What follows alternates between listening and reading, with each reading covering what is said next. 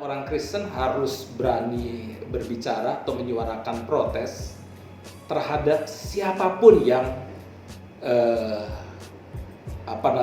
yang melakukan ketidakadilan. Ya.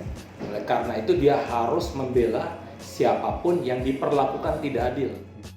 Bahwa kita harus berjuang untuk tegaknya keadilan dan kesetaraan. Betul.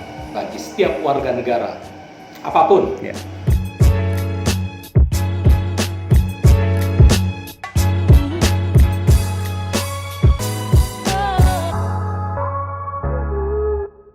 Kawan-kawan, berjumpa kembali dalam channel Opini Berti. Kali ini kita akan ngobrol dengan Pendeta Puspati soal tema yang sudah hot tapi kemarin agak lewat sedikit gitu ya. Cuma ini ada pembelajaran penting karena ini momen kita akan bercerita soal begitu banyak perjuangan melawan diskriminasi dan juga hal-hal yang penting diperhatikan oleh orang Kristen. Pak Pati, kita kemarin mendengar cerita ada kasus pewajiban busana di wilayah di Sumatera Barat gitu. Dan waktu itu ada protes dan untungnya ya itu sudah terjadi bertahun-tahun, tapi karena protesnya akhirnya Menteri Pendidikan dan Menteri Agama kemarin memberikan suatu aturan yang menetapkan itu. Tapi di balik kasus itu Pak, kita juga tahu ya, mungkin ada aturan-aturan lain atau ada kebijakan publik atau ada otoritas pejabat yang dimiliki oleh negara ini yang kadang-kadang memberikan kebijakan-kebijakan yang sifatnya diskriminatif, dan dalam konteks itu kadang-kadang terkena pada orang Kristen.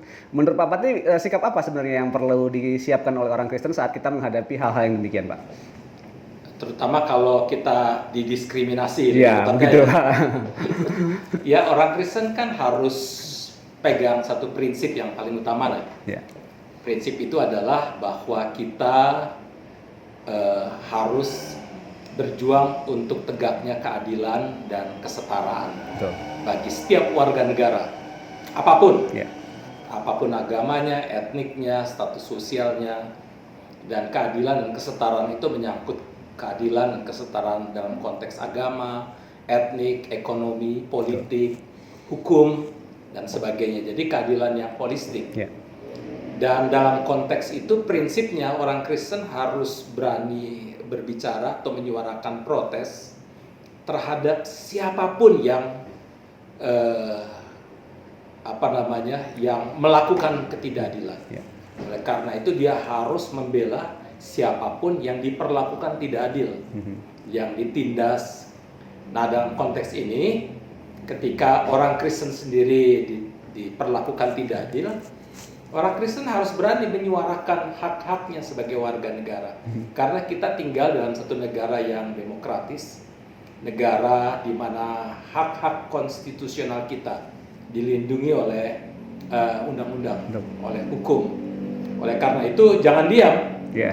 Yang saya suka dalam peristiwa di Padang, itu udah lewat ya, adalah si Bapak Hia ini itu berani menyuarakan situasi diskriminatif yang dia alami.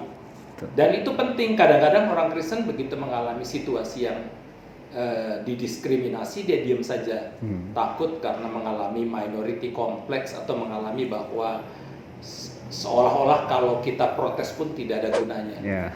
Nah, itu sebetulnya melanggar hak-hak dari prinsip keadilan ya. Prinsip keadilan juga. Itulah sebabnya memang itu yang mesti dipegang oleh orang Kristen ketika dia ditindas atau diperlakukan tidak adil, atau ketika siapapun diperlakukan tidak adil, dia harus berani menyuarakan suara kenabian. Ya. Nah, tapi di tengah kondisi begitu Pak, kan kita kan itu ya, saya mungkin melihat Bapak Hia seperti itu, dan mungkin tapi kan ada banyak orang tua yang waktu itu memang tidak memprotes ya, maksudnya terima saja karena mungkin mikirnya itu Pak, jangan terjadi disharmoni sosial lah gitu. Kita kan bangsa yang harusnya rukun gitu. Ya kalau memang nggak terlalu berat ya diterima aja gitu. Kalau Bapak melihatnya seperti apa Pak, yang dikontraskan dengan kita menjaga kerukunan dan menjaga harmoni supaya masyarakat jangan kacau gitu? Iya. Mungkin pertanyaan kritisnya, apalah arti harmoni itu? Kalau didasarkan atas yang satu ditindas, yang satu mendominasi, gitu ya. Itu bukan harmoni namanya. Yang ada adalah ketakutan, yang ada adalah kita membiarkan orang menindas yang lain tanpa ada yang berani bersuara. Harmoni seperti itu kan harmoni semu. Yeah. Ya.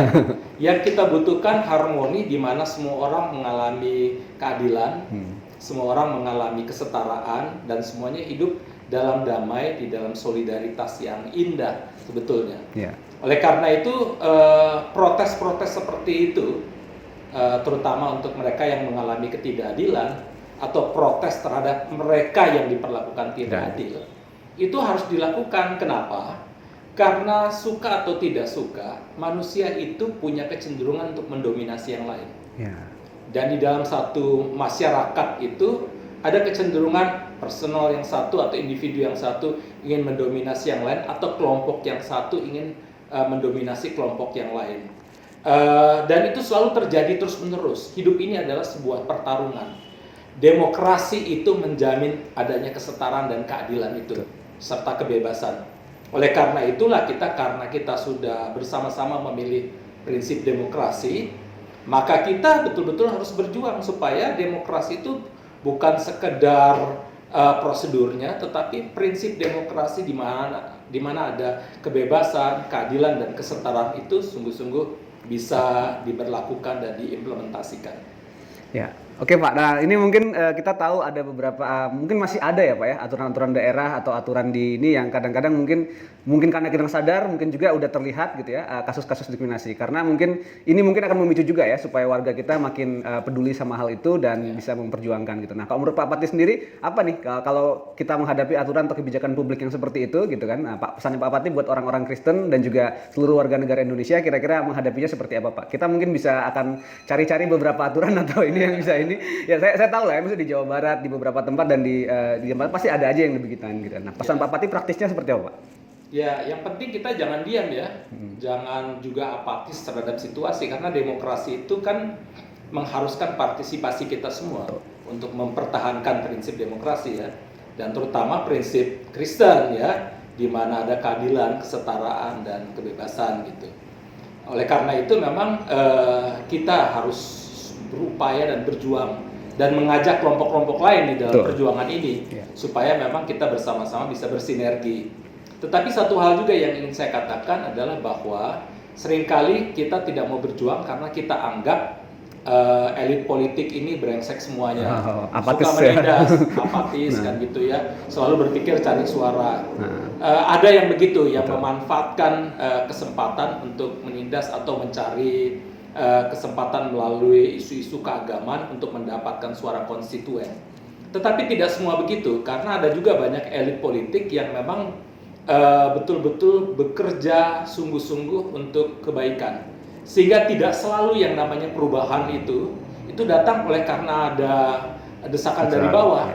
Kadang-kadang dia muncul oleh karena kesadaran elit politik sendiri untuk melakukan perubahan. Misalnya Abraham Lincoln. Abraham Lincoln itu ketika Amerika Serikat itu punya sikap untuk menindas kaum kulit hitam, dia sendiri yang lalu menggagas untuk membebaskan Amerika dari perbudakan. Artinya orang kulit hitam itu harus dibebaskan. Amerika harus betul-betul berpegang pada prinsip demokrasi. Dan langkah pertama yang dilakukan oleh Lincoln adalah membebaskan budak-budaknya sendiri. Dan itu rugi betul sebagai pengusaha ya. Tapi dia konsekuen dan konsisten. Dia lakukan itu, dia membebaskan budak-budaknya. Lalu kemudian dia lakukan ultimatum kepada siapapun yang punya budak, bebas atau aku hantam.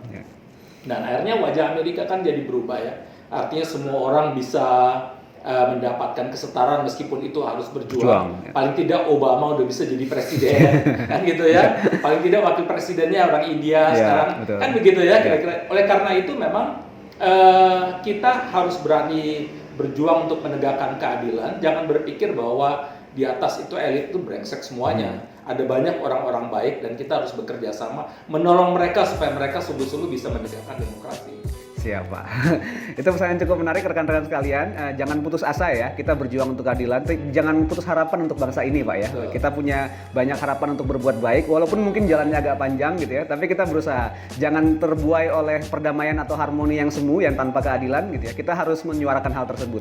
Terima kasih Pak Pati buat obrolan kali ini. Semoga ini bermanfaat buat kita semuanya. Terima kasih rekan-rekan sekalian. Jumpa kembali nanti di Opini Berti.